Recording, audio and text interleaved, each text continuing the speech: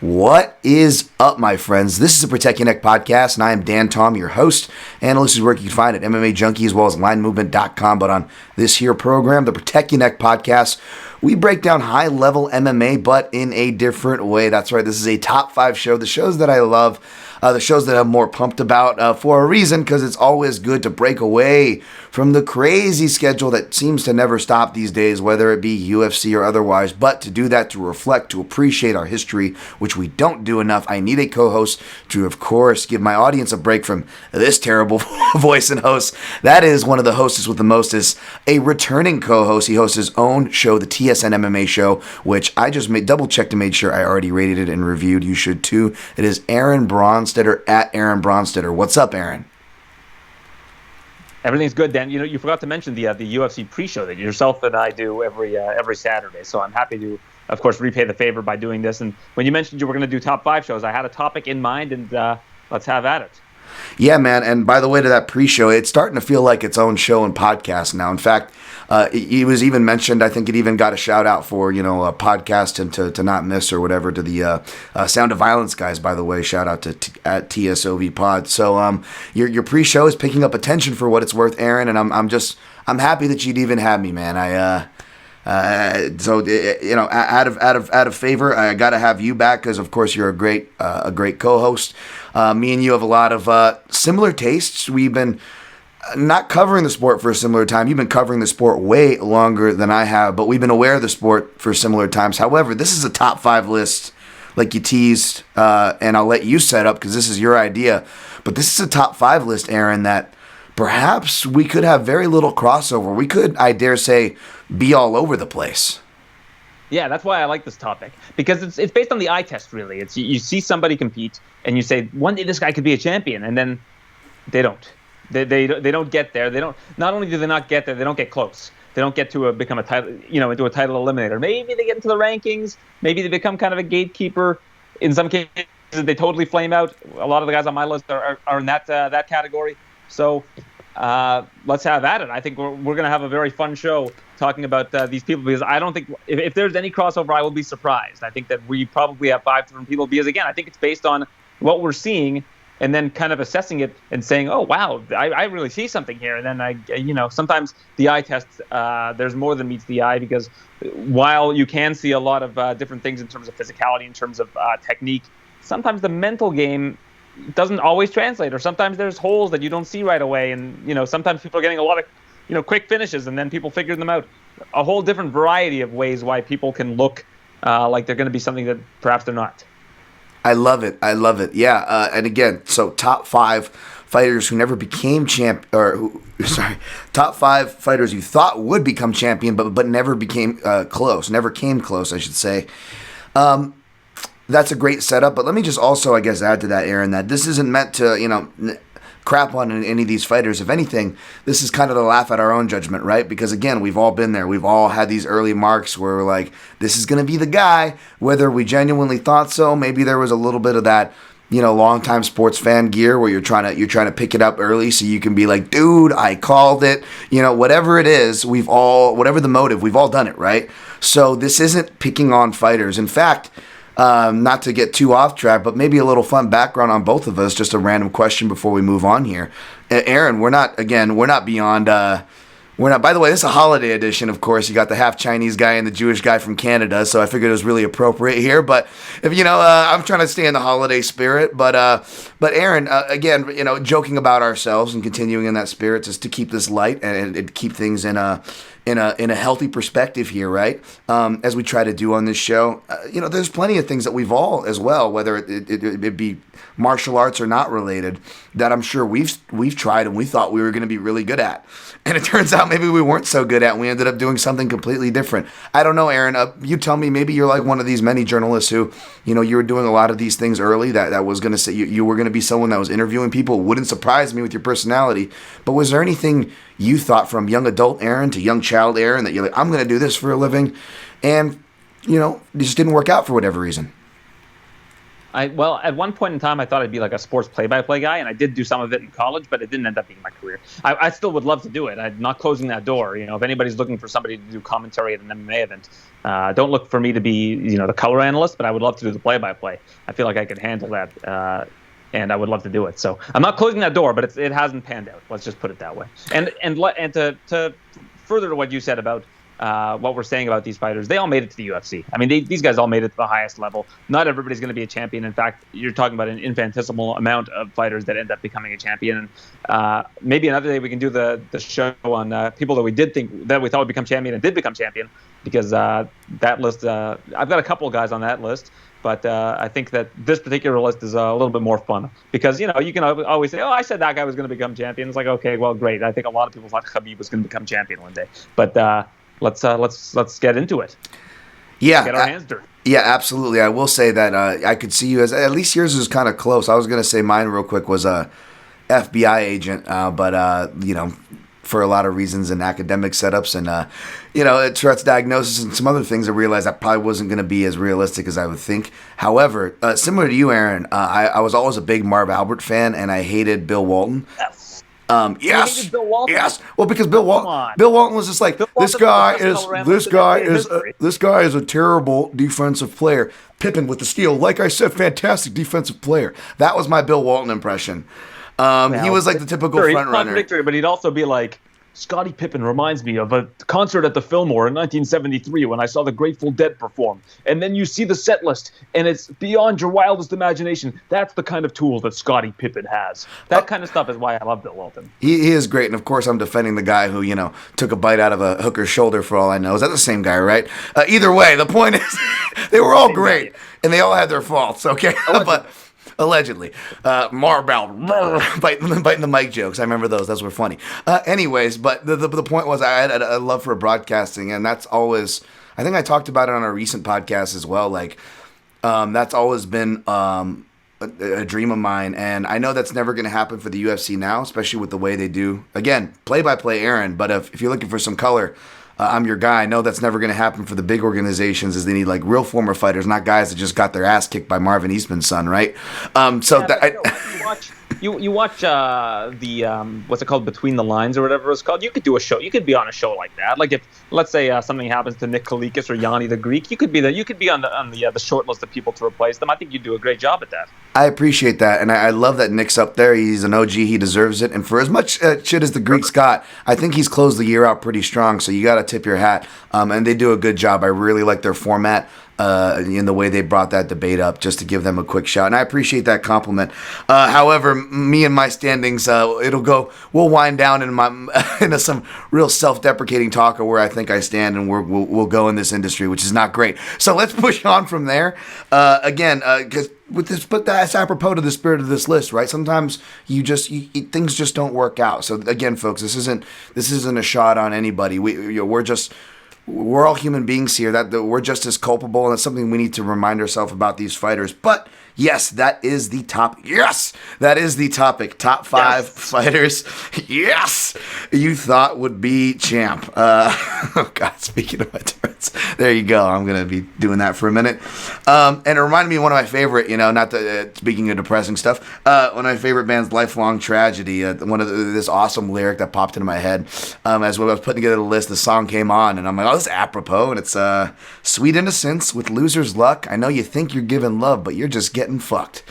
So on that note, let's do our top 5 fighters you thought would be champ, but never came close. Aaron, you brought this topic to the table. You set up your guidelines. We're reasonably close. I think we can explain these as we go on and set them up. Otherwise, we'll just give them away.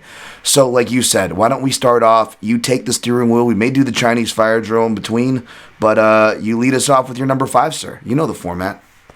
Yes, sir.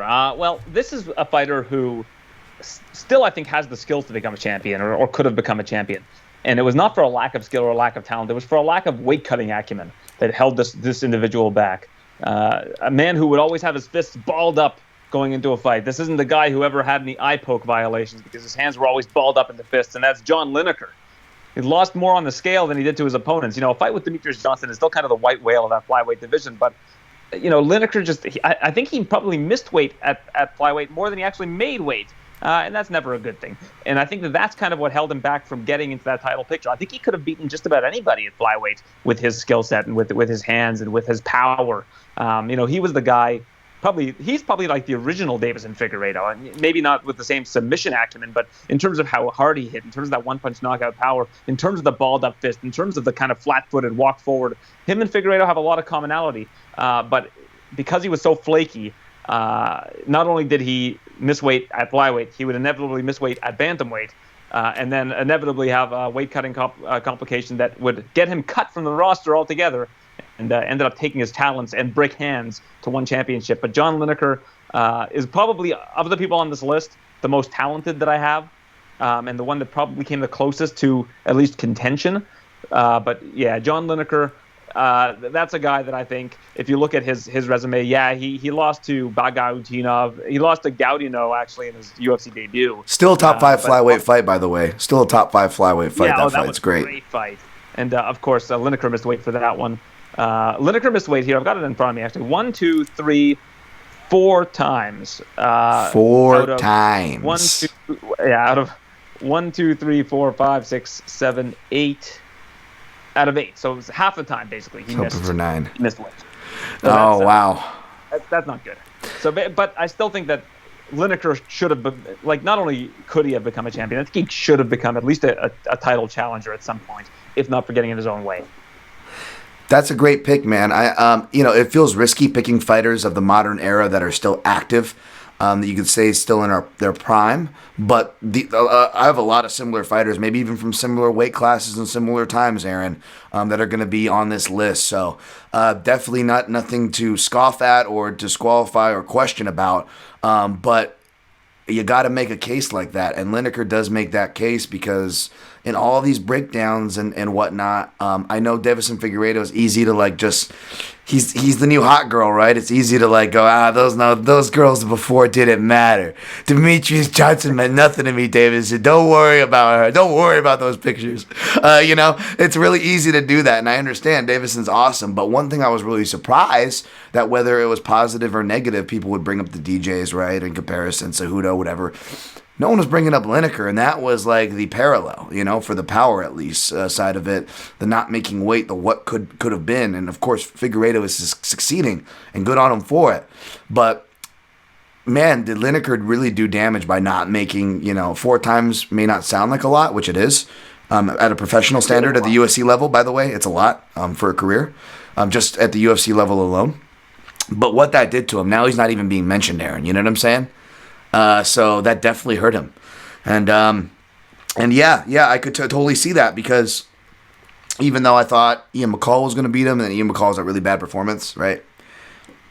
And he's a guy that could make this list. Maybe he's on your list. He's not on mine, but he's a guy that is certainly in the conversation. Although he was, I forgot to preface that off the top.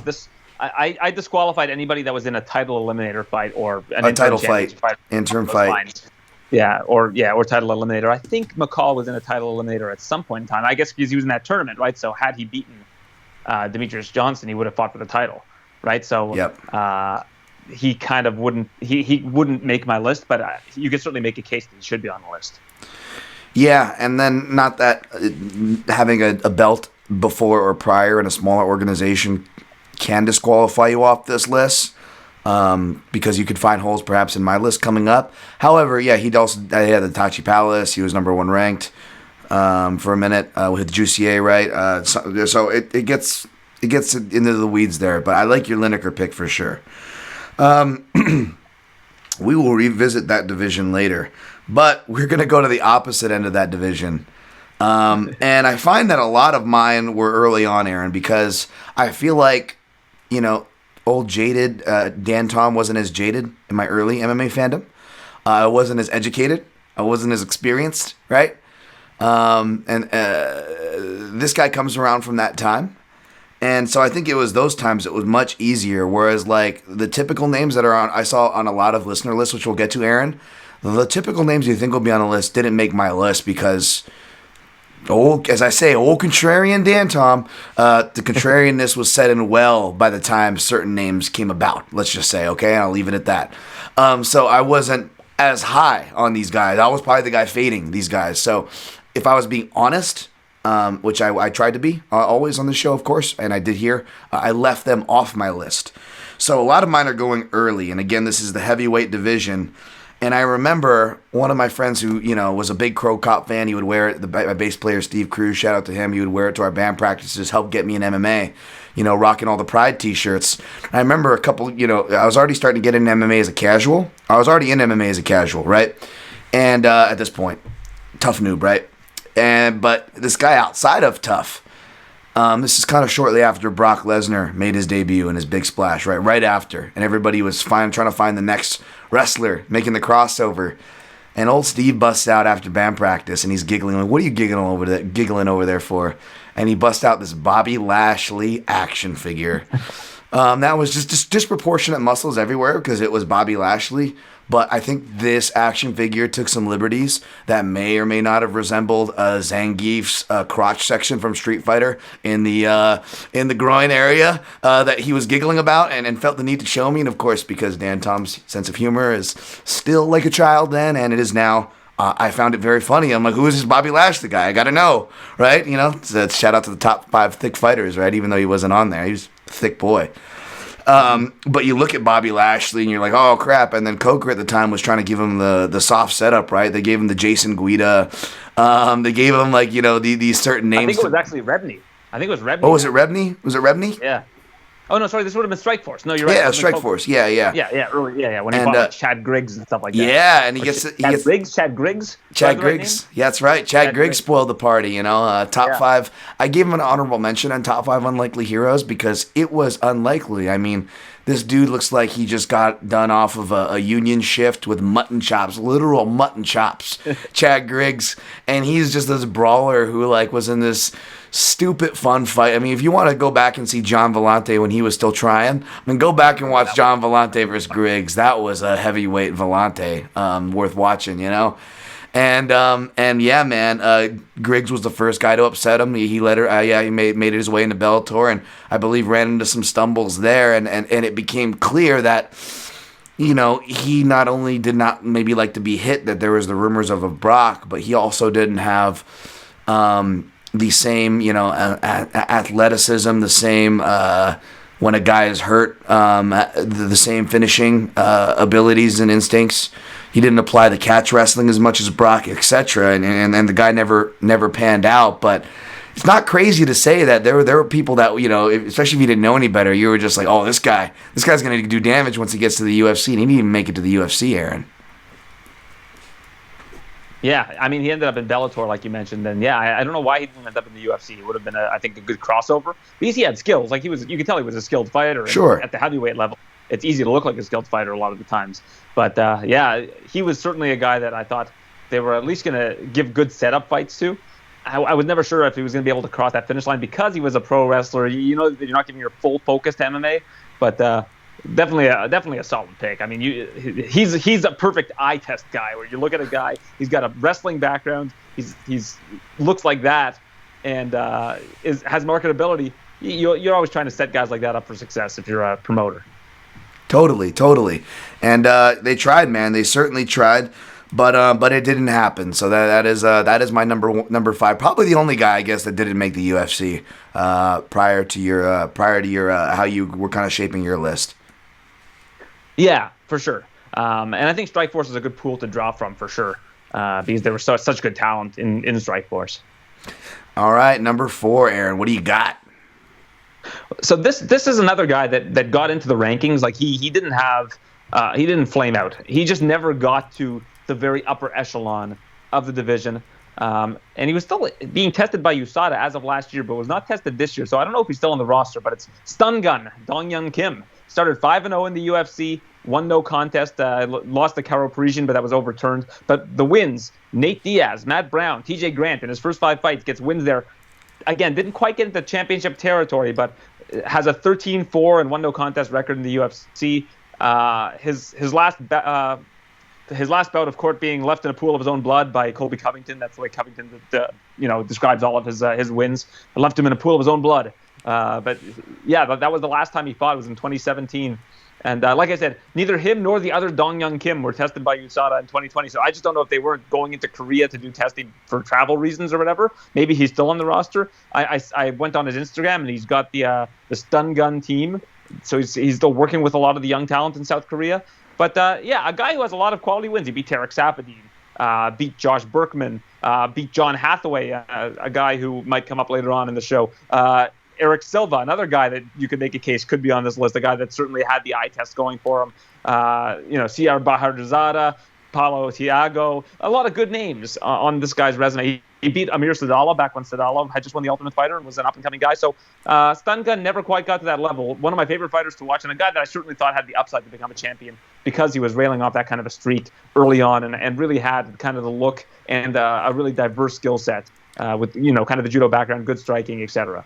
Was it the Matt Brown fight that sold you when he did that? I think that was his coming out party, right? Back in the day.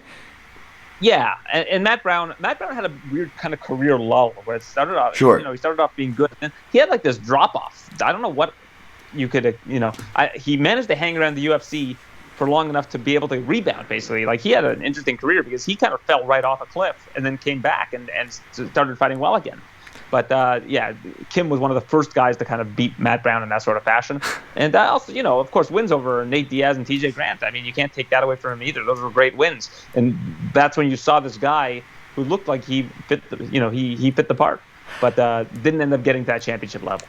I'm glad you're giving Dong some shine there, Aaron. I mean, this guy is, he came in during a tough time. I know. Easy. Sorry, stay on target. He was of the many typos that I posted earlier in my 2007 and 2008 debuting fighters.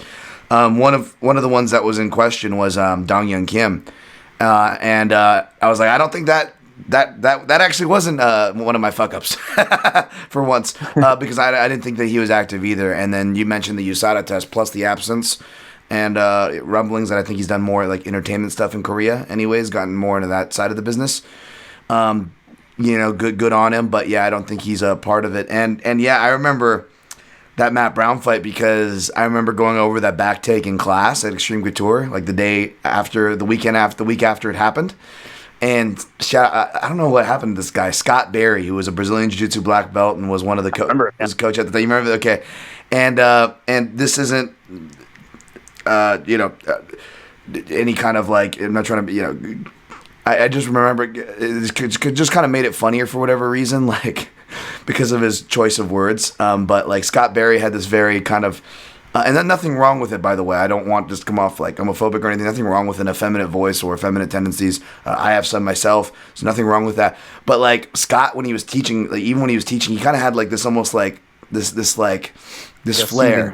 Yeah, and it was great. But it was great. I enjoyed it. I'm not taking a shot at him or trying to come off, but. It was the perfect combination. The reason why I mentioned that because it was a perfect combination, and because he sets up class, he's like, "All right, today's lesson. Who watched the UFC this week?" And we're like, "Hey!" Everyone raises their hand. He goes, "Did you guys see the dong? Do you see the dong take Brown's back?" And he wasn't trying to be funny, but he kept going, "You guys see the dong?" And then he was doing the back, and he's showing us like the importance of the body triangle, right? Which was like kind of more near and understood in like 2007, whatever it was. He had a great body triangle. Yeah, and we were going over the mechanics, and he was like. He was like, Dong is definitely a dangerous guy to get behind you. And then me and my buddy Steve from the band practice, we're now in classes right at this point. We've moved on and we're actually trying to learn this stuff. And our sense of humor, of course, is still juvenile. So we're like, the whole time. And that is forever burned into my head. I don't know why I incriminated myself further, but It seems like certainly a good anecdote. Hey, you remember Scott Barry at least? I'm not pulling names out of nowhere. Who's your number 4, Dan? Before we go too deep down this rabbit hole. Oh, okay. Sorry. My number 4 is Wilson Govea. I didn't even set that up, did I? I don't even know where we left off. We went off on your Dong Young Kim. Yeah, that was a rabbit hole. Thank you. Wilson Govea is my number 4, man. You remember that guy? Of course, yeah. I think I was looking at somebody who beat him. That's on my list. I'm going to go double check that, but you go ahead. Okay, well, I won't go through the list so much. He actually debuts with a loss. Not even his first professional loss, by the way. To Keith Jardine. Takes it on short notice, but puts up a hell of a fight, so they keep him on. Then he reels off 3 submission wins. Knocks out Jason Lambert at UFC 80 Rapid Fire, one of my favorite cards, like a bunch of finishes. And then he loses at UFC 84 Ill Will to a good guy there. I remember being at that weigh-in. I didn't go to the actual card. But it's funny. He was just a talented guy. He was just one of those early Brazilian cats who, like, you know, you mentioned Eric Silva, and he's not on my list, and he could be on other people's lists, and I was probably too jaded by the time Eric Silva came around. But when it was the Wilson Goveas of the world, I was like, I was so, like, these guys who could just, they had the pop on the feet, they had the brawler instincts, you know, but they had the submissions, you know. Diego Brandau's kind of reminded me of him too, very similar. I don't want to talk about him too much because he could be on this list as well, and I totally spaced that name. But like he had that similar. He was one of those early prototype guys. And trivia fact: when we interviewed Dan Lambert, I went back. I couldn't find out which fight it was. I thought it was the Keith Jardine fight. It might have happened outside the UFC, but the calf kick that everybody talks about, they either credit it to Benson Henderson and the Lab, which is fine, or they credit to American Top Team. Now, if they credit to American Top Team, people will counter and be like, you're saying it because of a recent trend. However, if you ask Dan Lambert, he'll credit Wilson Govea for coming up with the calf kick by accident. You know, like many inventions like the peanut butter or Coca-Cola was by accident, right? And Govea, who would gas as the fight went on, started gassing, and the leg kicks were working early, but he kept throwing them and was gassing. They ended up going to the calf. And the corner picked up that it was bruising his opponent's calf and really messing him up more than the leg kicks were when he was fresh.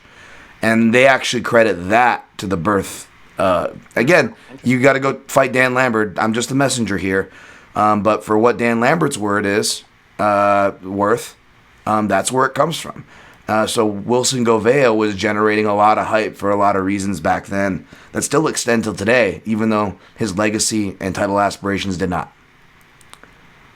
Yeah, absolutely. Yeah, that's a great pick. The guy that I was thinking about, actually, that fought Wilson Govea was Goran Reljic. Yep. I was looking at him earlier because he was a guy that I thought was really good, and I just didn't do it. Yeah, I never thought he was going to be a champion or anything, but I remember thinking Goran Reljic was going to be a really good fighter, and not that he isn't a good fighter, but he didn't end up doing great things in the UFC. Well, he came off. He debuts at a big card like that, probably wins as an underdog, right? He's a southpaw striker. Who is friends with Crow Cop, comes from Croatia, so he's getting that rub. And then his best highlight after that, sadly, comes outside of the octagon. Remember when that story of like a car drove over the rail and into the ocean, and Goran Relic heard it outside of his window, and then saw that a car, and he jumped out of his window, ran to the ocean side, jumped in, and like saved like a kid and an adult from a drowning car. Reading about that. It's an insane story. Like what? Yeah. How? What is the setup? What was the how? Close does this guy live to the water? He achieved greatness outside of the octagon, which is more important sometimes, especially in a case like this. Yeah, there you go, Goran Relic. Yeah, that was a great shout, and he's on UFC 84, one of those cards that are my favorites. So he'll always have a special place. But yeah, Wilson Govea, man, I had to give him a shout here. Yeah, Wilson was a fun fighter to watch, and I think he still is one of the coaches at Top Team, is he not? I think I still hear his name from time to time. Could be, man. He's 41 now, so he has been fighting. So hopefully that'd be great. Mm-hmm. All right. Yeah, he's certainly an interesting guy on the list. He never really crossed my mind, but I remember watching him and thinking he was very good. But he wasn't one of those guys that caught my eye in that sense.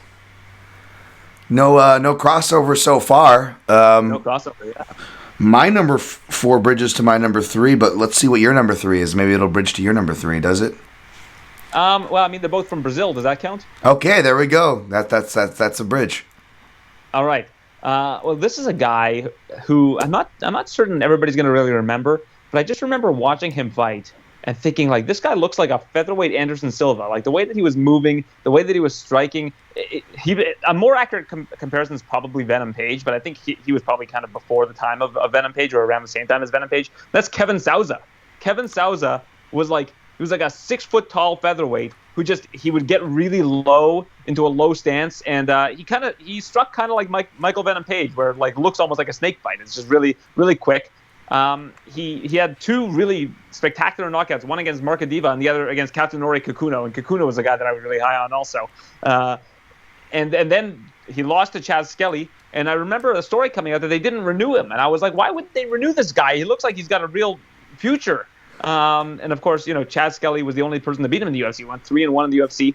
Then about 6 months later, fought Patricky Pitbull in Bellator and never fought again. And I don't know how he fell off the map. But this was a guy where I remember when I first watched him, I was like, this is a guy that I'm gonna pick every time. He's just got this it factor, and he's fun to watch. He's got this great style. And I still, for the life of me, can't understand why the UFC didn't renew his contract. I remember there was an article that they got into like kind of a contract dispute, and then they just let him walk. And I was like, why would you let this guy walk? He looks like he's going to be such a good fighter. And then, so this guy is kind of the more obscure fighter on my list. He was just a guy that, from the eye test, looked like a guy that was going to be, very similar in style to like an Anderson Silva, this really kind of devastating, patient striker who was really, had pinpoint accuracy, picked their spots, but. We know what happened. He lost once and was basically never heard from again outside of the fighting on an obscure card in Italy against Patricky Pitbull, where he lost a unanimous decision and has never fought again. Wow, no, that's he's now 36 years old. Wow, that is true. He did disappear, man. Yeah, I wouldn't have had him on my list because of UFC Fight Night 77 because I did fade him successfully. Chaz Skelly, I still owe a beer. I think I got Skelly straight up as an underdog, inside the distance, and by submission.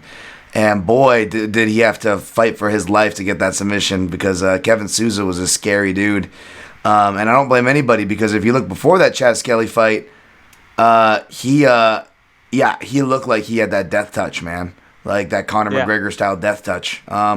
And I went to see if he was a favorite over Skelly, but Skelly was actually favored on that fight, which is surprising to me. Yeah, wow. Skelly was a minus 175 favorite, which surprises me because of the two wins that came before that fight for Kevin Souza.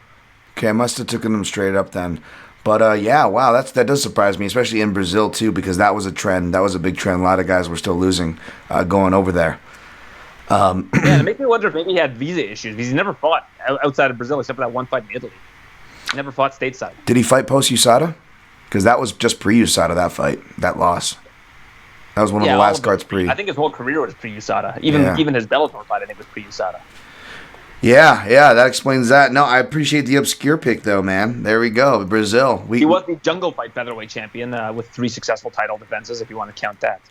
I know Johnny Eduardo was a striking coach for Nova and Yao, but wasn't he like a striking coach of some sort, too? Like, he had some credentials like that. Who? Kevin Souza? I'm not sure about. I just remember, boxing. And I went back and watched the fights today, and I'm like, am I remembering this correctly? Because he was one of the first guys that really popped to my mind when this topic came up. And wow, nice. I watched the fight, and I remember watching the fights. I watched the fights with him, the Edeba fight, and the more recent fight. The one that I mentioned before against Kikuno. And I just remember, like, wow. I watched them again, and I was like, wow, this guy, he could have become a champion. I still felt the same way watching him. So kudos to Chaz Skelly for getting the job done against him, but unfortunately derailed the poor guy's career, it seems. Yeah, Chaz, what the heck, man? Hopefully Chaz watches this. I know Chaz is a big consumer of MMA podcast content, so maybe he'll watch this. Perhaps he does. He is one of the few fighters who follow me on Twitter. So shouts to him, and I appreciate his betting takes too. I think he could be doing his own podcast when his fighting career's over. I mentioned that to him actually when I saw him in person. I said, you should do a betting podcast. You've got really good insights on this. And he said, maybe, and it hasn't happened, but maybe. Typical fighters. I love Chaz Skelly though, but. Yeah, all right. We'll stay in Brazil, Aaron. I'll match your Brazil with the Brazil. I'm going to stay in American top team and even in a division, though. Even with some UFC 84 crossover. Thiago Silva. Now, you might say that, that Lyoto Machida fight, that one could have been considered a title eliminator, whether it was meant to be, not meant to be again. It gets a little sketchy, so that could disqualify him under yours. But, I mean, he came on the scene destroying guys that were, like, super hyped. Like, you guys remember Houston Alexander and these names. This is when the light heavyweight division was still commanding a respect, right? And you literally get, Joe Rogan and Dana White overuse the word killer now, right? And with society, it's not the best descriptor, perhaps, for these guys and gals. But this was appropriate when they were saying this guy is a straight killer, right? I hate that saying, but like this guy's a straight killer. I'm like, what is it? As opposed to what, a gay killer? Like what is that supposed to mean? I know I'm going down a hole. I know. Stay on target. And not to mention that when you're talking about this guy and what he did outside of the cage, the killer thing is not good. No. This guy was not a good person. No. Drugs, firearms, police standoffs, you name it. Yes. And perhaps I should have perhaps I should have seen this further of his love for disorder, because on that winning streak, of course, he pops up at UFC 84 Ill Will, right? And I'm at the weigh-ins, like I told you, and he beat Antonio Mendez, submission of punches. I mean, getting guys to tap the punches over here. In the first round. Yeah, just scary guy. And he just starts flipping to the camera and just stare it down. You're just like, that guy's got issues. So Aaron, after the buffet, because me and my buddy Steve's getting a lot of play on this podcast. Shouts to him. Yes. He, so we just finished up at the MGM and we watch, Husamal Palhares, this guy just come out with looks like they just let him out of a cage with a scar over his chest. Tito does the Dana is my bitch, shut the weigh-ins, right? We saw Kenny Florian wasn't fighting that night, but we saw him and said hi, and we're like, boy, we've worked up an appetite, and boy, don't we deserve to eat, Aaron. Not like these fighters or anything. So we go to the MGM buffet, which is right there, and it's a bit of a line to get in. And once we finally get in, we go and we hit up. We want to hit up the expensive stuff first, so we go to the seafood, right? Of course. And as we're about to get served, there was a gentleman who did not feel the need to wait in line. And he kind of stood out because it was giant Thiago Silva coming post-weigh-in. And he was a big boy, by the way. I mean, this guy was a heavyweight, cutting serious weight to 205. And that's why he was so scary, because he could still do stuff like mount and take backs and do like the Brazilian Jiu-Jitsu smaller guy stuff, but with stupid power. So he's going to replenish himself. And not only does he skip the line, Aaron, like, I don't know if they don't have a lot of buffets in Brazil. I don't think he cares about the Brazilian barbecues. I got to imagine the churrascarias, they have the sneeze guard as well, right? And that kind of tells you which side you should be on. That and the line of people and the chef on one side. But he goes to the chef's side. And he just starts loading up just fish and all this slice, the expensive seafood you have to ask for. And it's like they're trying to be authentic there at MGM Grand. They got like a guy that looks like he's straight from Japan there, right? And he doesn't speak a lick of English. He's got a big knife in his hand. He's screaming at Thiago Silva, waving it. What are you doing? And Thiago Silva just calmly looks at him. And it's great. He's looking at him, giving him his attention, like trying to process it, very confused. Perhaps he's not hydrated. But his hands are simultaneously loading more and more fish. And he just nods to the guy. In his credit, Thiago, he's had some really bad standoffs in his career. He didn't do it violently. He just was really obsessed with food. He let the guy wave the knife, didn't even blink at this knife being waved in his face, and went and just pounded fish. And we're like, should probably bet on that guy. And he ended up winning against Antonio Mendez, who I don't remember. No. If Antonio Mendez walked through this room right now, I wouldn't know who he was. No, he was a big guy too. Antonio Mendez is somebody, I know you've watched this card more than once, because it seems like you have a real kinship with UFC 84. If you saw him, would you recognize Antonio Mendez? Antonio Mendez, for people that don't know, he looks like, especially shaved head Tony Ferguson. He looks like that version of Tony Ferguson, but like older. Like if he had a Mice and Men, I think I'm like a Big George kind of to his Lenny. I don't know if I'm getting the characters right. Yeah, but that's who Antonio Mendez looked like. That was a great card though. Sorry to get sidetracked. A lot of UFC 84 talk on this card, but Thiago Silva, and of course he went downhill as we know. And last time I saw him was at ACB main event in California against Jared Torgerson. I was there live for that. And just the most annoying person in the crowd. I think it was Jared's wife or something going, "Let's go, Torgerson! Torgerson, let's go! Come on, Torgerson!" And it reminded me of that Bill Burr podcast, "Let's go, TCU!" And that was the last I saw of Thiago Silva. He's still fighting though. I'm looking at his record, and he last fought like a year ago, in like May of 2019. So maybe he's in KSW. So I don't know if he's still at it. Yeah, he lost to David Zavada's brother, Martin Zavada, over there at KSW. He's been kind of the guy that's been, a lot of these guys that get brought in, they get brought in regional promotions when things don't work out. Yeah. Well, that guy was a scary guy, Thiago Silva. He was. And like you mentioned, it's because of how big he was and the fact that he was so slippery on the ground. Like, he was so good with his jiu-jitsu. I used to love watching that guy. He was an entertaining fighter at the very least. I'm not sure if I ever saw title potential in him, but I certainly knew that he was a really, really tough out. We'll put it that way. Yeah, and this was before like the John Jones era, right? He was coming up, so you could you actually were allowed to have an imagination about 205. Yeah, it was great. Of course, yeah. Yeah, I had one 205 guy that's on my honorable mention list, and I think the reason he's on my honorable mention list is because I never really thought he'd beat John, but I thought he'd get to a title fight. So we'll get to him a little bit later on. All right, what's your number 2 as we push on, Aaron? So this is the first guy I thought about when this subject came up. And, we have Darren Till now, the Scouser, but the original Scouser, Paul Sass. Paul Sass! The master of the Sass angle. Because I remember he came into the UFC and his ground game seemed light years ahead. He was catching everybody in the first round with all these crafty submissions, and he was always fishing for submissions, always finding them. People would take him down, and they wouldn't know what to do because this guy was wrapping his legs around them. He was going for toe holds, going for knee bars. He was doing all the kind of stuff that people are doing now. He was like really ahead of the ground game back then, and just incredible to watch. And then eventually, after a few, I think he had 3 wins in a row, all first-round finishes. So win against Mark Holst, Michael Johnson, of course. He got him with an inverted heel hook in the first round. And Jacob Christmas Volkman. I know Christmas is coming up, so shout out to Christmas. Yeah, Christmas Volkman. Yes. In the first round. He subbed him with the triangle armbar. I remember Volkman was a wrestler.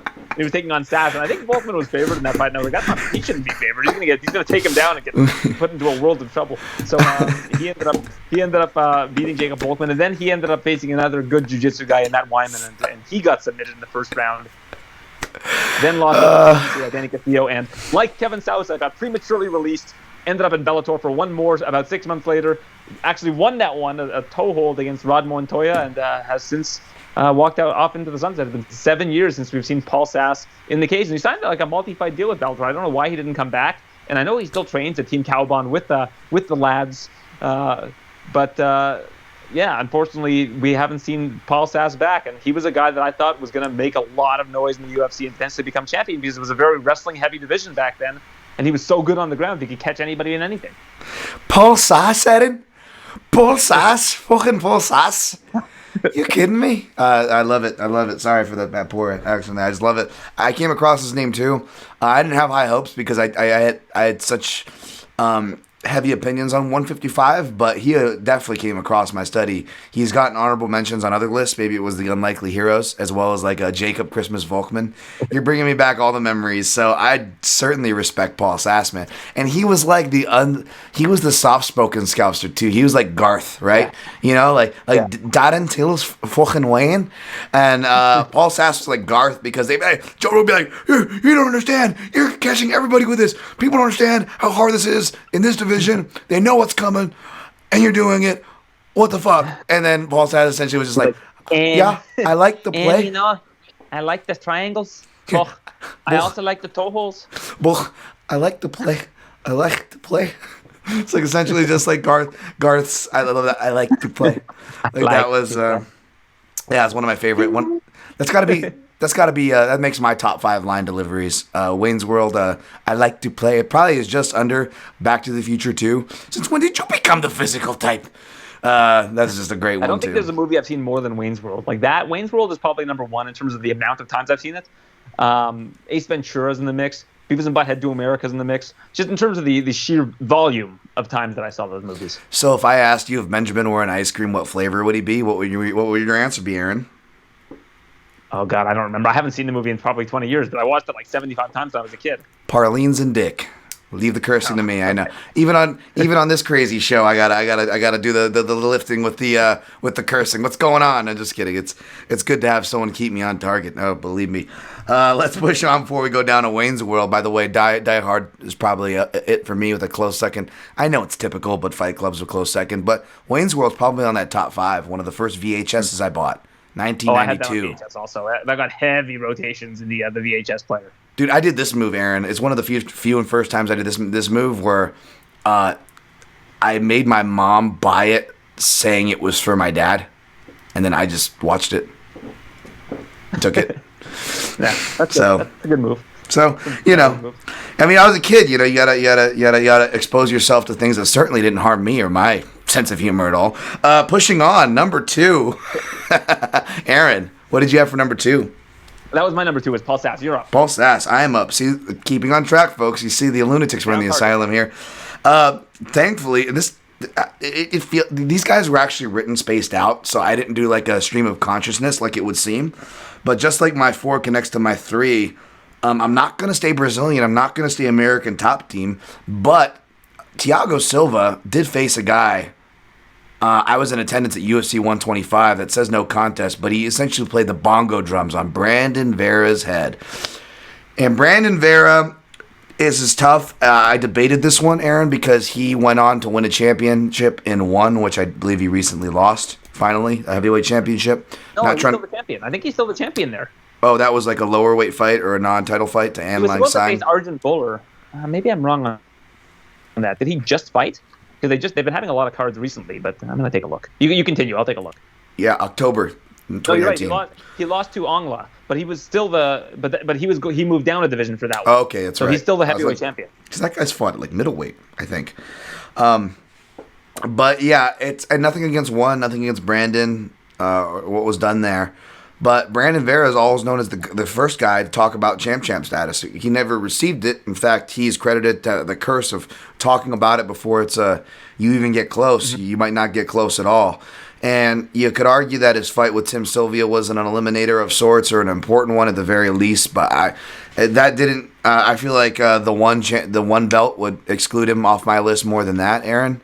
But the reason why he makes the list so high is because if I'm being honest with myself on guys who I really thought had all the tools, who I was sold on, and had multiple divisions he could have done it in, was Brandon Vera, man. And yeah, by the time he got beat on at UFC 125, that I was disillusioned no more. But before then, oh man, this guy, he was a Greco. He does kickboxing with Rob Kamen, Lloyd Irvin Jiu-Jitsu, one of the first Alliance guys to really put that team on the map. All the skills, man, all the skills you could possibly ask for. He even had dexterity off of his back and stuff, even though, right when he starts kind of having that turning point, he just kind of freezes, even though John Jones is practically giving him an armbar that Vitor Belfort would later take and almost submit John Jones with. Vera didn't take it and got his, his orbital crush, and you could feel for the guy because you're like, the Tim Sylvia fight, okay, maybe he was caught speeding, but then he faces Verdum at UFC 85, one of the most injury-plague-ridden cards I remember, and it was kind of an early stoppage, but where was he going to go under the mount of Fabricio Verdum? So he could, kind of rest his hat on, it was controversial. Beats Reese Andy, goes down, to 205, loses a split to Keith Jardine, and you're like, well, Keith Jardine's one of those guys who just makes ugly fights. So you're still giving him passes, and, puts a 2-fight winning streak together, and then probably should have beat Randy Couture. I love Randy, but, he dropped Randy a couple times with body shots. Under today's judging, that goes to Vera. And then loses to John Jones, and it's just all pretty much downhill. So I know there's probably a lot that would have maybe not met your criteria, Aaron, but being honest with myself, I gotta put him up here high on my list. Well, to be honest, I thought Vera had fought for the title at some point in time in the UFC, and then I just went and looked, and he hadn't, and he wasn't never even in the title eliminator. Because, like you mentioned, he kept talking about wanting to be a champion in 2 divisions. I thought that he had just gotten to that point, and he never did. So he's great. Like he's good, definitely a good part of the list. And when I first started watching MMA, it was kind of when Vera was on that win streak. He had just beaten Frank Mir, and I remember all the buzz around him was that he was going to become the champion. Like he was the next guy. He was young at the time, and he was he was kind of like next up, and everybody thought that it was almost a foregone conclusion to become the heavyweight champion. But like you said, he never did. He never got there. That's a good pick. He was somebody that I looked at, and I just obviously didn't look hard enough because I thought that he had fought for the title at some point in time. But I was wrong on that one. All right. Well, number one time, man. This is crazy. I don't even think we need to do a Chinese fire joke. No crossover. I have no crossover, and I have no connection. There's nothing that tethers this conversation to my number one. So, drum roll. What is your number one, Aaron? So my number one is an interesting one because it's not like somebody who flamed out or like he just never lived up to expectations. He's somebody that I watched on Tough and said, this guy can be a champion one day. Like, this guy has all the tools, fantastic grappling, huge for the division. He was 5'11" and fought at bantamweight. But an injury and concussions derailed his career. Chris Holdsworth. He ended up being 5-0. Like, I think, what is he now? He's 5 or 6-0. 6-0. He had 2 wins in the UFC, and we just never saw him fight again. He's still the grappling coach at Team Alpha Male. And I just thought I thought it was a foregone conclusion that he'd be the champion at bantamweight one day. And I still, to this day, think he would have become the champion at bantamweight at some point in time had that injury not derailed his career, had the head injury not derailed his career. And it's he's actually still in the UFC testing pool, from what if I'm not mistaken. I've asked him in the past if he would ever consider a comeback, and he said not really, but he stays in just in case whatever he decides maybe. But he's just a guy that I thought at some point in time would become the champion.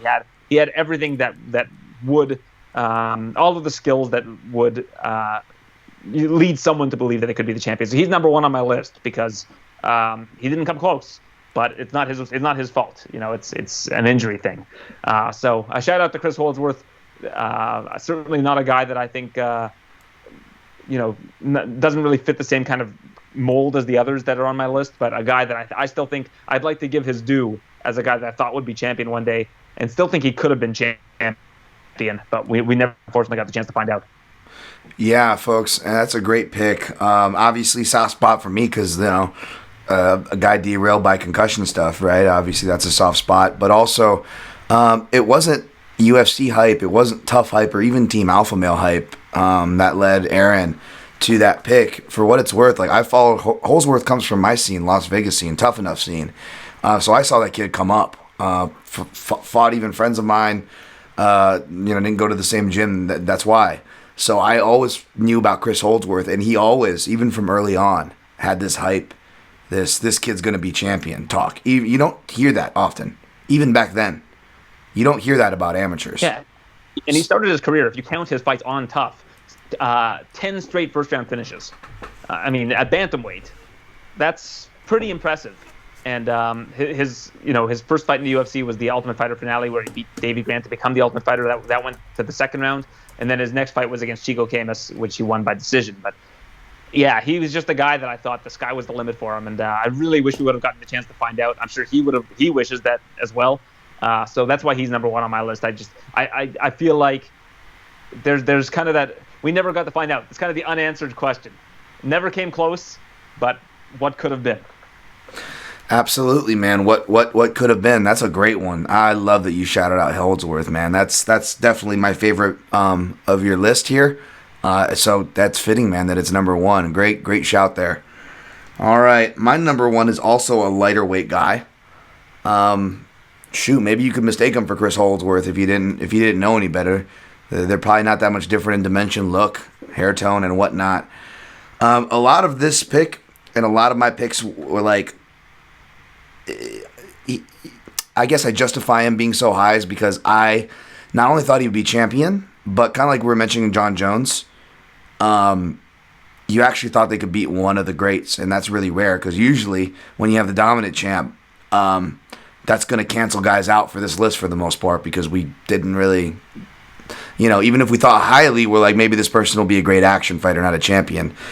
Trying to think of who it could be because I'm sure they're on my honorable mention list, but I'm not. I'm eager to hear who it is. Well, Demetrius Johnson doesn't get mentioned with John Jones very much these days, but he's up there, deservedly so, for pound all-timers, dominant champions, etc. And not many people, a lot of people we picked and were wrong about. And one of mine was Justin Scoggins, and I know he's still active, even though he hasn't fought, about a year and a half since it was a win in Risen. even though he also lost there to a leg scissor choke, a submission, which seems to be his kryptonite. This guy had the style, man. He had the wrestling, but also I'm very biased to Kempo karate guys. Of course, guys like Stephen Thompson got chances at the title, so they can't be at this list. Obviously, I always thought high and wanted those guys to do well. But Scoggins was another guy, and I was at his fight live against Ray Borg, who was another guy that I didn't peg him to beat DJ, but many people did earlier on, maybe but not by the time he fought him, but earlier on. And so to see him school Borg at that Hendricks Thompson card, speaking of Kempo karate, it was like, man, Kempo karate is alive and well. I was riding so high driving home off that card, Aaron. Not only did I pick, I think, every fight right, I think, as well. It was a good night that way, but it was like, like Mike Pyle got an epic win. He's a fan favorite I always rooted for. He's a good guy. But the Kempo karate guys, Thompson and Scoggins, got wins, man. And you look at that Scoggins from that Ray Borg fight, and that was the last fight we would see. That was his last win until that Risen win that I just referenced. He would not win in the UFC again. He would be winning all of his fights, you could argue, until jumping into submissions or, just getting outpointed and losing a split to Said Nurmagomedov. And you really couldn't even feel bad at that point because even in that fight, I think he was making a bunch of mistakes. And yeah, man, just Justin Scoggins, he was a guy where I was like, this is going to be the guy to beat DJ. Couldn't have been more wrong, man. I couldn't have been more wrong. Another karate guy that I thought about on this that I thought was going to be really good. I would never have said I would declare that he was championship caliber. Another Justin Lawrence.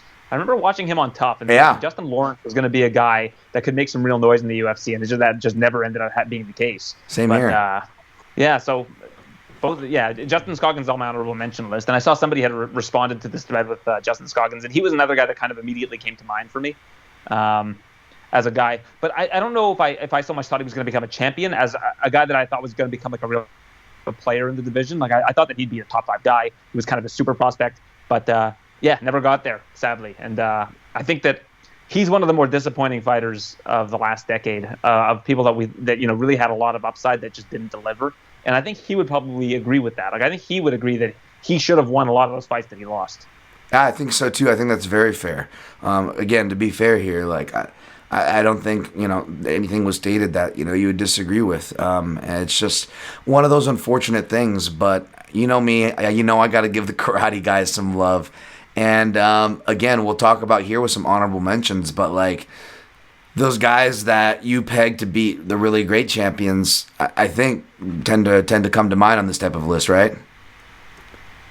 Yeah, for sure. Do you want me to roll through some honorable mentions? As I pull up the listener list, give me some of your honorable mentions at the top, and then we'll move to listener lists. Well, the guy that was going to be number one before I realized that he had been in a title eliminator was Krokop. Like, Krokop to me is the ultimate guy that, like, didn't really come close in the UFC and had so much hype around him. Like, he was the scariest guy in MMA at the time. And technically his fight with Gabriel Gonzaga that he lost that kind of derailed his UFC hopes was a title eliminator, technically. So right. I removed him from the list for that reason, but I still think he deserves a spot on this list. I mean, Krokop is a legend. We saw what he did in Japan. This isn't the guy who flamed out or had this upside that was unanswered. It was just more the hype around him coming into the UFC, which he just didn't deliver on it. George Soteropoulos, a guy who won a bunch of fights in a row, from Australia, a guy that they ended up making a coach on Tough. A lot of people forget that he was a coach on Tough Smashes. A guy that I think they thought had a lot of upside. He won. I think he started his career winning 3 or 4 in a row, and then lost 4 in a row. But he was a guy that I thought had upside. The aforementioned guy at light heavyweight that I thought might compete with John Jones at some point and maybe hang with him was Phil Davis. Like, Phil Davis was a pure eye test guy and still a great fighter. A guy who was became a Bellator champion. So that's kind of why I didn't put him on this list. But he was a guy that I was like, wow, this is the guy that I think can actually challenge John Jones. Never got to see it. Edson Barboza was on my list. I mean, he's a guy that's always been kind of a keeper, but never really got to that next level, similar to kind of a Dong Young Kim. So I had Edson on my list. Jimmy Hedis. I remember when he first came into the UFC, Jimmy Hedis was a guy I was like, wow, it was very similar to Paul Sass. I was like, wow, this guy's so crafty and creative, and he can finish it. He can finish guys anywhere. And then he also kind of lost a couple in a row, and we haven't heard from him again. I think his last fight was in the UFC, and it was probably in like 2013 or something. But Jimmy Hedis was a guy I thought had a lot of upside. Eric Newbreed Koch, I thought Eric Koch was. I think a lot of people thought Eric Koch had a lot of championship potential. He's still in the UFC, actually coming off a win right now in the UFC. But somebody who I think a lot of people thought was kind of a hot prospect that could move up, big guy for the division, had all those kind of intangibles. At heavyweight, I was going to have him on my list, but he ended up being in a title eliminator as well. It was Travis Brown.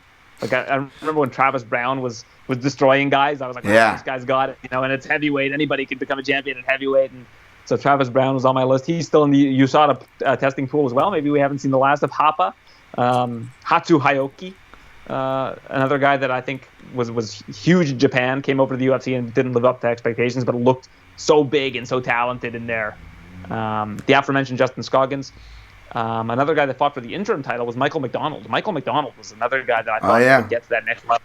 And, that's the name as far as I can come up. Do you want me to stop? Am I naming too many guys? Well, I want to give some listener shine, so I think okay. want to give the listeners some shine. I'll let you clean up. I'll let you clean up what they did, because my man Benny Abs here, he's got Jimmy Hedis as well.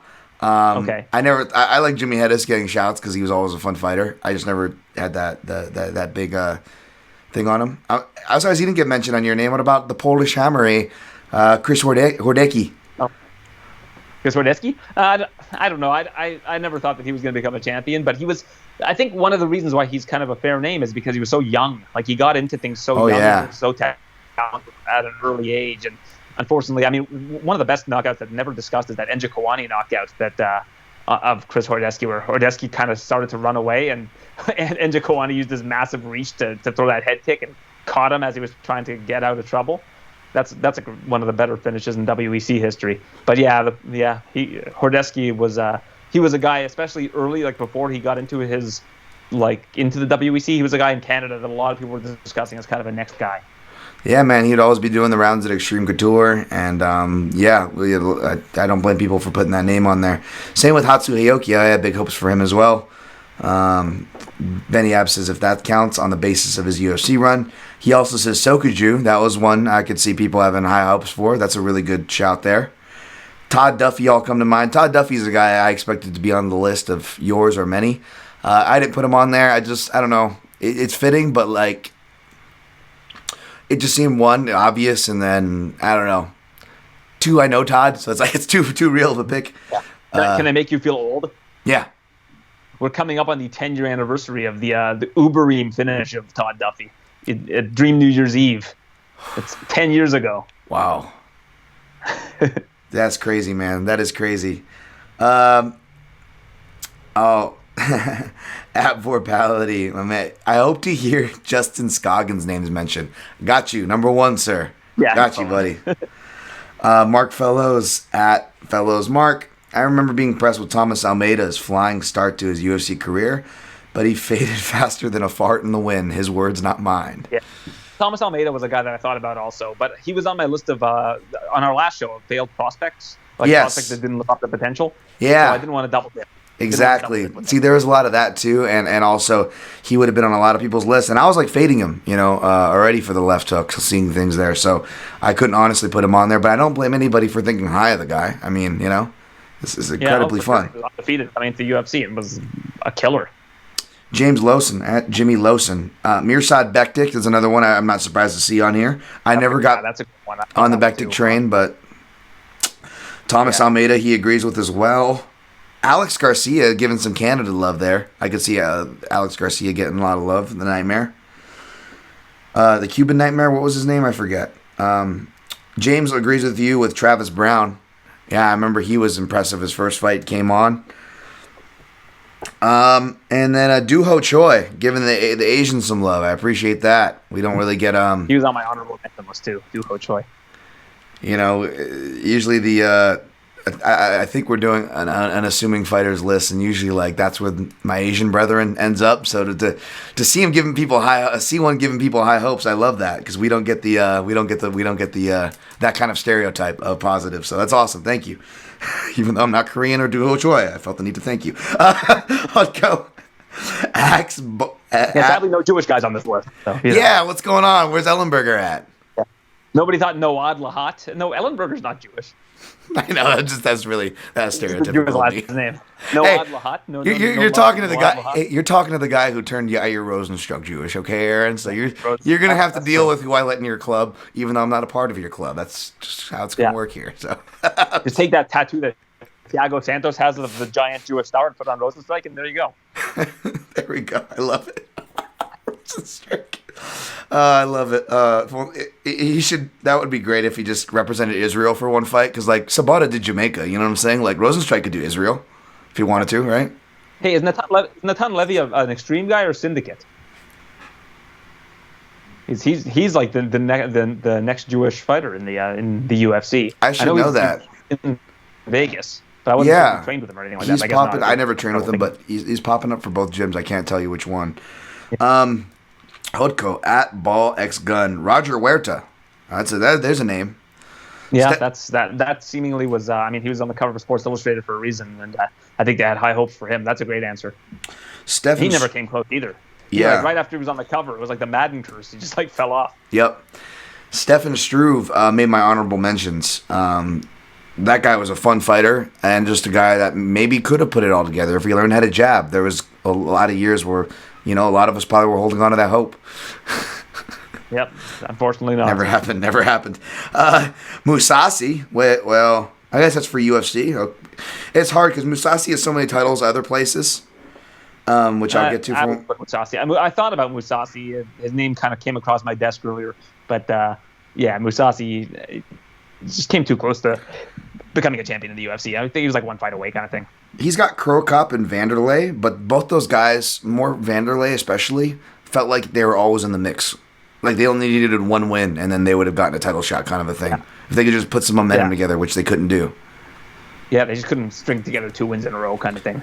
So they weren't in official title eliminators and didn't win official UFC titles, but between their accolades outside and their relevance overall, I think you could forgive us for not putting them in this. Was up past his prime. Like it was like when Takanori Gomi came to the UFC. Like I don't think people at that point thought that he was going to become a champion. I feel like people thought the same way about Vanderlei. It was a little bit too little, too late when he joined, but still a good answer, reasonable answer. Yeah, totally. What was your last 4, Aaron? Do you still have your place held there for cleanup on your honorable mentions? Yeah, so Duho was mentioned already. Sure. You mentioned Brandao earlier in the show. Brandao was on my list. Nice. Coming off tough. He just looked like a guy that was not to be tampered with. And kind of Warley Alves a little bit too. He kind of fit that mold. Yeah. But the other ones I had as well, Ruslan Magomedov. It makes me think back to the MMA analysis where they almost had a bet where Sean Carey was obsessed with Bigmadov and thought that he was going to become a champion before Stipe, and they almost bet on it. Yes. But Ruslan Magomedov, he was Big Medov. Whenever you have a Medov and they're in a heavyweight division, you can't write them off.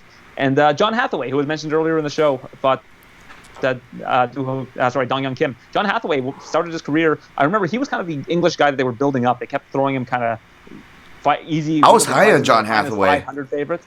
Yeah. Aside from when he fought Mike Pyle, like I even bet on him to beat Diego Sanchez, which was a big deal at the time, guys. Diego Sanchez just started turning the negative corner. Yeah, right. He was former he was a title challenger in his own right. The 100 people never realize how good 155-pound Diego, title challenger Diego Sanchez was, when he fought BJ Penn, that era. Or even prior to that, people forget how good he was. Yeah, he was. You look at his career. It was that BJ Penn fight. Both their careers changed dramatically from that point on. It's kind of crazy. One guy won. One guy took one of the most epic beatdowns. But it was almost like they both took the damage, because if you look at both their career trajectories, it was one of those fights where, that was both those guys who they were. We love them for it. If you're fans of those guys, but that was the best you were going to see from.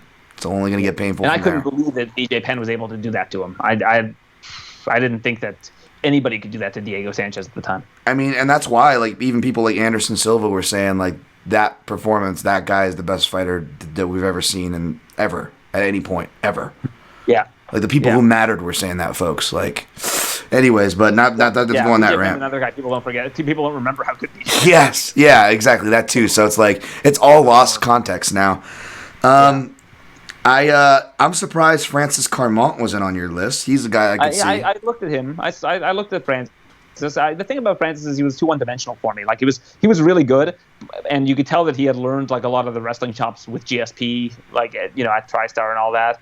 But the striking was never super impressive. Whenever people were able to keep him on the feet, he was always like a fish out of water. So I never really bought into him. He struck me as one of those guys that like could take anybody down and just hold them there.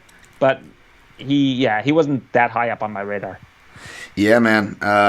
I don't blame you. He wasn't high on my radar either, but, he passed that eye test. Speaking of the eye test, and I would rank him a little higher in the same division, he's still banging around, too. Carlos Vemola. I mean, the name sounded scary. Oh, yeah, I remember him. The Pistola. We didn't have, like, the Russian invasion yet, so, like, anybody from Eastern Europe was scary, right? Like, we didn't have any of the Madoffs. Polish Pistola, he was from Czech Republic, right? Polish Pistola is Seth Paczynski. Yeah, Seth Paczynski.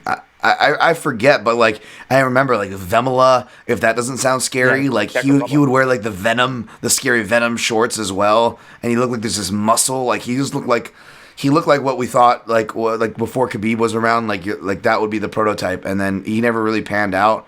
I mentioned this guy a lot because Jack Hermanson hits a really nice submission, submits him from guard.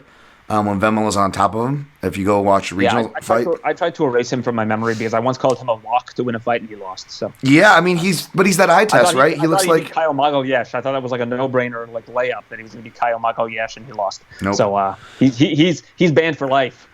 Melvin Gillard. I would say. Melvin Gillard's a guy I could see on a lot of people's list. He was like like, when's he going to put it together? Yeah, that's what everybody's waiting for. Is like if he can put it together, he can beat just. And look at some of the wins that he had, right? Like he was a good fighter. Totally. I even had a streak at a certain point. This guy, I don't think he could have become champion, but he was in that because I was becoming a big fan of him as the same time BJ Penn was moving back into the territory. But I always was a big fan of Batman Kurt Pellegrino.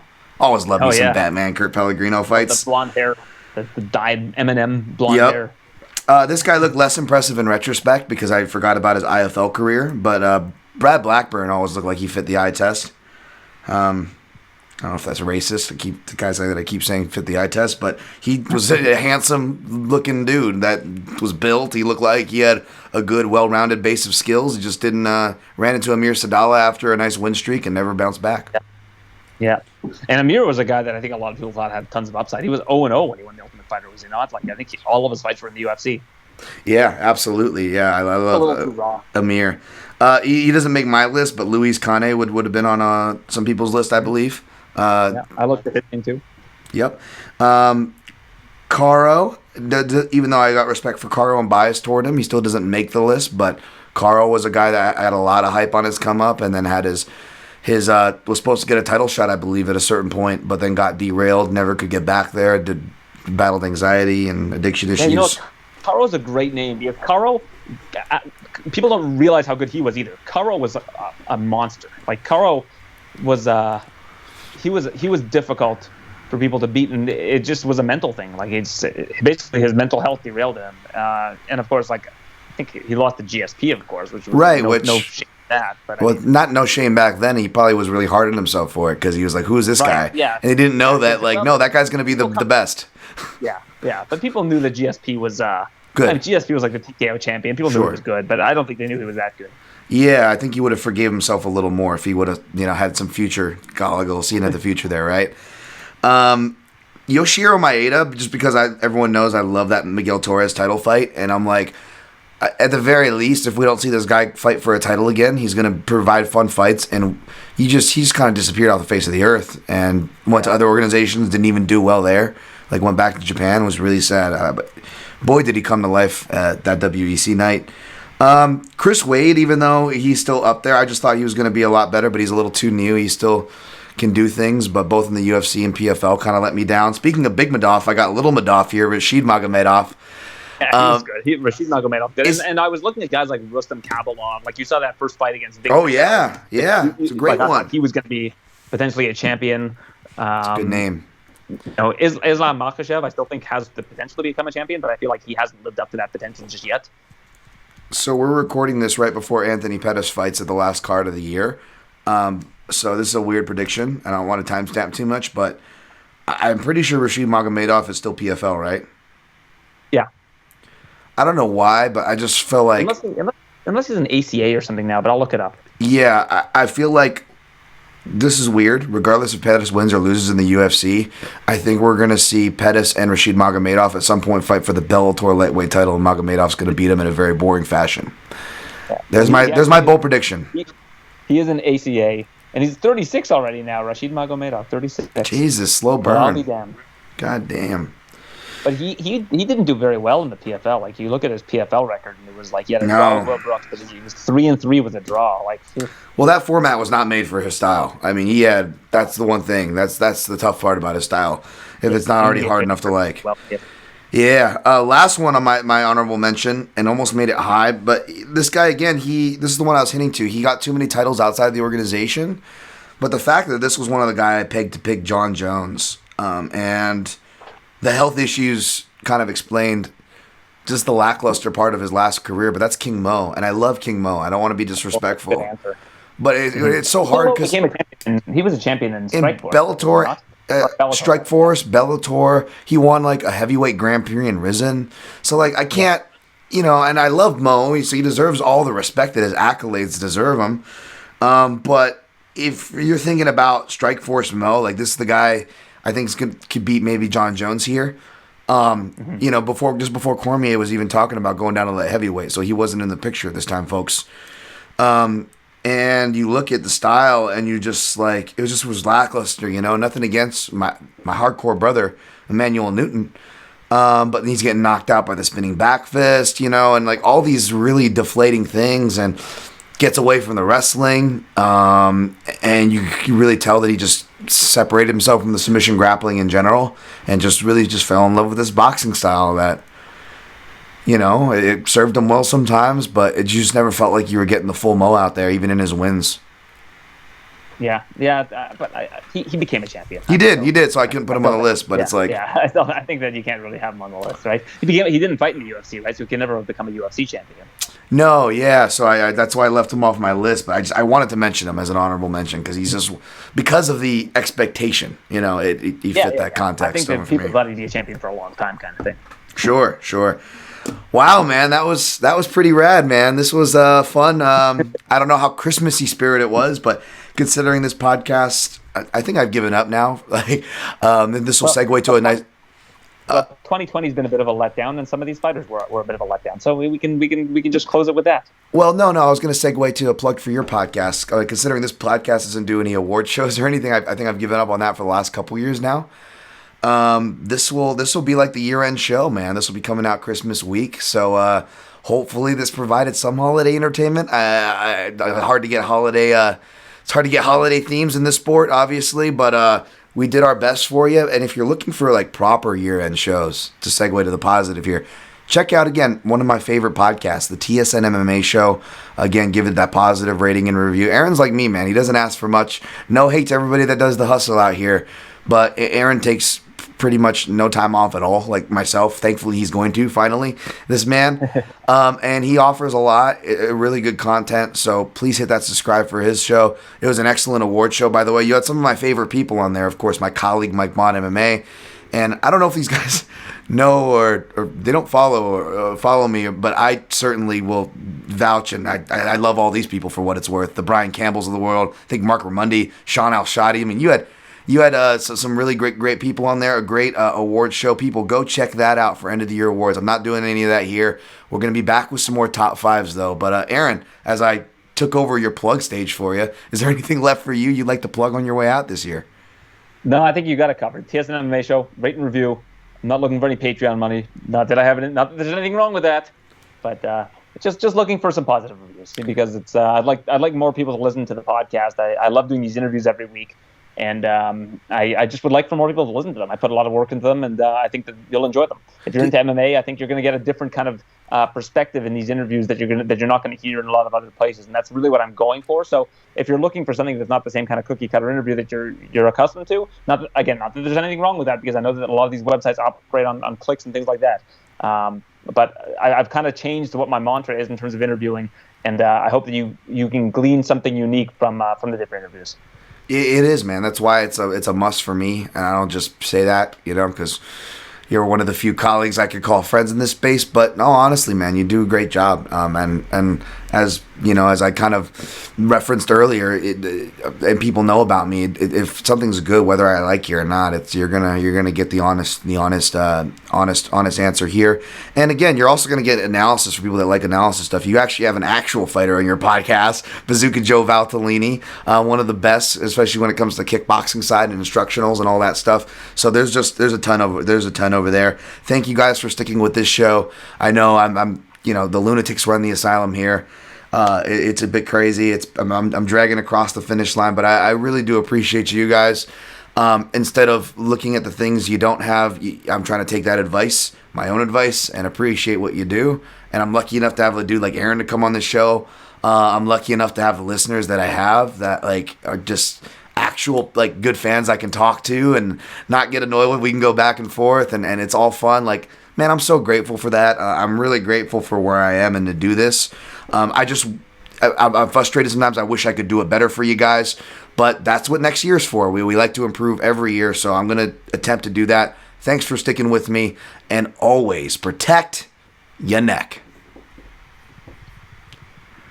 All right, finish. And